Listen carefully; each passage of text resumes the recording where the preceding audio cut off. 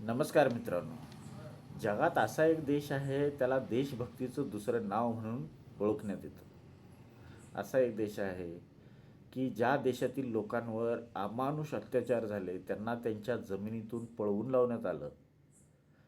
त्यांच्यावर इतके अत्याचार झाले की तुम्हाला म्हणजे अंगावर काटा येऊ ऐकल्यावर. इतके त्यांनी अत्याचार सहन केले, पूर्ण देशभर विखुरले, पण त्यांनी हार मानली नाही. ते पुन्हा एकत्र आले, पुन्हा आपल्या जमिनीसाठी धडपडले आणि पुन्हा त्यांनी आपला जो देश आहे तो पुन्हा स्थापन केला.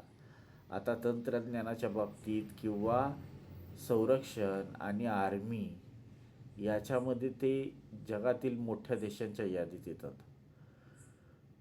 तो देश दुसरा कोणता नाही तर तो देश आहे इस्रायल. मध्यपूर्व काळात म्हणजे जवळजवळ हजारो वर्षापासून ते पॅलेस्टाईनच्या त्या भूमीमध्ये राहत आहेत. पण अशी एक वेळ आली की ज्यावेळी जर्मन साम्राज्य आलं, त्यावेळी काय झालं की त्यांना तिथून हाकलून देण्यात आलं त्यांच्या जमिनीतून. आणि त्याच्यानंतर बरोबर 1930 नंतर तिथं हिटलरचं राज्य स्थापन झालं मित्रांनो. ज्यावेळी हिटलरचं राज्य स्थापन झालं, त्यांनी जर्मन हा उच्च वर्ग आहे, म्हणजे जर्मन ही उच्च लोक, सर्वोच्च लोक, आणि ज्यू हे त्यांचे शत्रू. म्हणजे जे इस्रायलमध्ये राहतात ज्यूज, त्यांचा धर्म आहे. म्हणजे आपलं जसं भारतामध्ये हिंदू राहतात, मुस्लिम राहतात, तसं तिथं इस्रायलमध्ये राहणारे ज्यूज यांना त्यांनी आपला शत्रू असं घोषित केलं. आणि त्यांनी जवळजवळ 60 लाख ज्यूजला जीवे मारलं मित्रांनो. म्हणजे ज्यूज सापडेल तिथे त्यांना ते मारत होते. त्यांनी एका एकाला मारायला वेळ जाईल, बरोबर आहे की नाही. त्याच्यासाठी त्यांनी काय केलं मित्रांनो, अशा ट्रेनचं ट्रेनचे जे बोगदे असतात त्याच्यामध्ये एकीकडून पॅक करायचा, दुसरीकडून ज्यूस भरायचा आणि नंतर इकडूनही पॅक करायचं आणि आत विषारी गॅस आतमध्ये टाकून त्यांनी त्यांना ज्यूजला संपवलं. तुम्ही विचार करा, जवळजवळ 60 लाख ज्यूजला त्यांनी मारलं. त्याच्यानंतर ज्यूज लोक आपल्या जीवाच्या आकांताने र वेगवेगळ्या देशामध्ये, युरोपात, त्याच्यानंतर अमेरिकेत म्हणा, असे वेगवेगळ्या देशामध्ये ज्यूज लोकांनी आपलं पलायन केलं आणि पळून गेले. इतकं त्यांच्यावर अत्याचार झाल्यानंतर 1947च्या अगोदर त्यांनी काय केलं असेल, तर ते तिथून गेले म्हणून असे ते विसरले नाहीत आपल्या देशाला ते, आणि आपल्या संस्कृतीलाही विसरले नाहीत. त्यांनी काय करायला सुरुवात केली की बाहेर जाऊन म्हणजे बाहेरच्या देशामध्ये जाऊन पैसा कमवायचा. सगळे एकत्र, म्हणजे सगळे कॉन्टॅक्टमध्येच राहायचे ज्यूज. आणि त्यांनी हळूहळू पैसा कमवून जितका पैसा येईल तितक्या पैशात ते आपल्याच जमिनी नंतर हिटलरनंतर आपल्या जमिनी ज्या पॅलेस्टाईनमध्ये आहेत त्यांनी त्या स्वतः विकत घ्यायला सुरुवात केली. हळूहळू त्यांनी गावे बसवली आणि घरांमधून त्यांनी हत्यारे तयार करायला सुरुवात केली.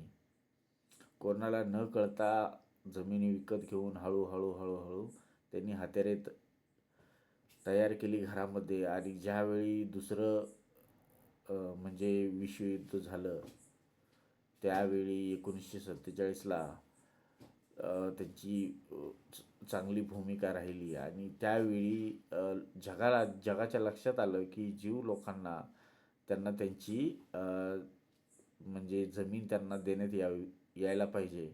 म्हणून त्यावेळी UN ने, म्हणजे युनायटेड नेशनने, पॅलेस्टाईनचे 2 भाग केले. एक अरबच्या लोकांसाठी दिला आणि दुसरा ह्या ज्यूज लोकांसाठी दिला.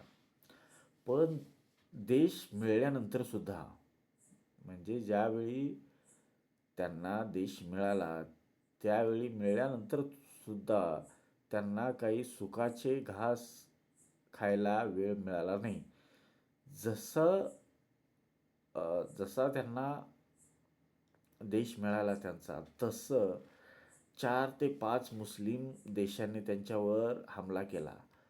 पण यांनी पहिलं जे युद्ध झालं होतं 5 ते 7 दिवसामध्ये, त्यामध्ये यांनी 5ही देशांना एक बरोबर 7 दिवसात हरवलं होतं. आणि त्यानंतर इस्रायलनं मागं वळून पाहिलं नाही बघा. त्यानंतर आपल्या देशासाठी आज त्यांच्या प्रत्येक घरातील प्रत्येक मुलगा असो किंवा मुलगी असो, ते आर्मीसाठी त्यांच्या सैन्यात ते भरती होतातच. कारण त्यांना माहिती आहे हा देश इतका संघर्षातून त्यांना मिळाला आहे. या देशाची किंमत त्यांना माहिती आहे. त्यामुळे ते या देशाला पुन्हा गमावू शकत नाहीत आणि हा लास्ट चान्स आहे त्यांच्याकडे.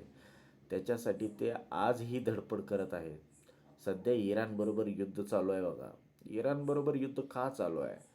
कारण त्यांना माहिती आहे जर त्यांच्या ते म्हणजे पूर्ण मुस्लिम देश आहेत बाजूला आणि त्याच्यामध्ये हा एकटा देश छती काढून उभा आहे.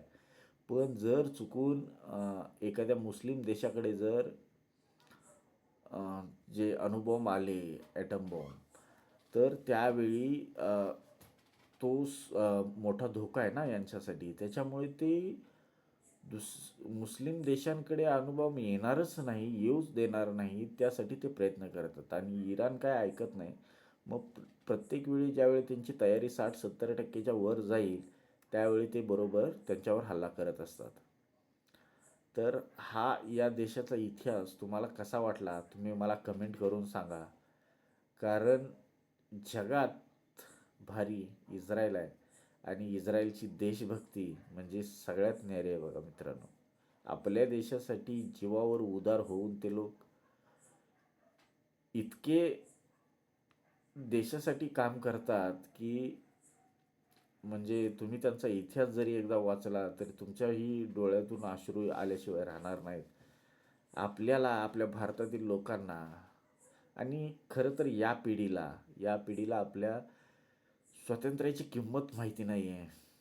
आपण येता जाता इकडे तिकडे रस्त्यावर कचरा करत असतोय.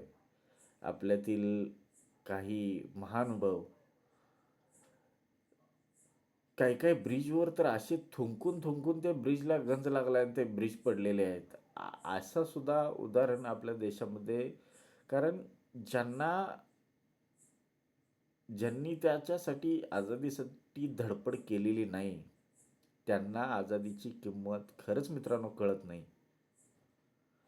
त्यामुळे आपल्या देशाला आपणच स्वच्छ, सुंदर आणि समृद्ध बनवायचं आहे.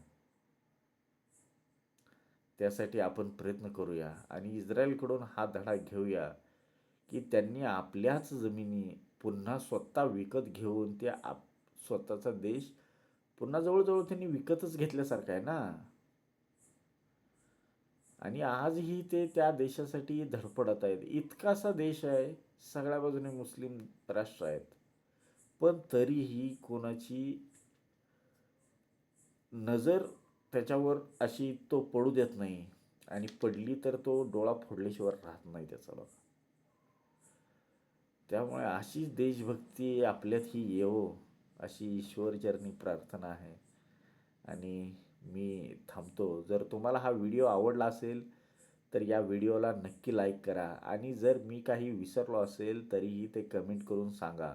तुम्हाला काय वाटतं याबद्दल हेही कमेंट करून सांगा. चला, जय हिंद. मी निरंजन निमगर. धन्यवाद घेतो. बाय.